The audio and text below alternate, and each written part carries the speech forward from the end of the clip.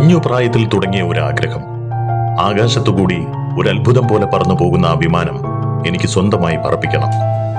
ആ ആഗ്രഹം അവൻ തന്റെ 22 വയസ്സുവരെ മനസ്സിൽ സൂക്ഷിച്ചു വെച്ചുകൊണ്ട് നടന്നു. പിന്നീടത് വീട്ടുകാരോട് പറഞ്ഞു. മത്സ്യക്കച്ചവടം വരുമാനമാർഗമാക്കിയ അവന്റെ ഉപ്പയ്ക്ക് അത് കൂട്ടിയാൽ കൂടുന്നതായിരുന്നില്ല. എന്നിട്ടും ആ ഉപ്പ മകന്റെ ആഗ്രഹം നേടിക്കൊടുത്തു. അങ്ങനെ 22 വയസ്സിൽ ആ മകൻ വിമാനം പറത്തുവാനുള്ള പൈലറ്റ് ലൈസൻസ് കരസ്ഥമാക്കി.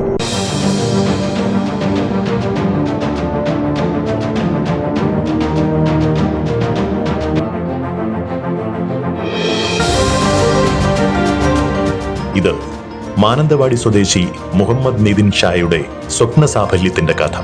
നിതിൻ ഷായുടെ സ്വപ്ന സാഫല്യത്തിന്റെ കൂടുതൽ കാര്യങ്ങൾ അറിയാൻ ഇപ്പോൾ തന്നെ മീഡിയ റൂൾ ചാനൽ സബ്സ്ക്രൈബ് ചെയ്യൂ.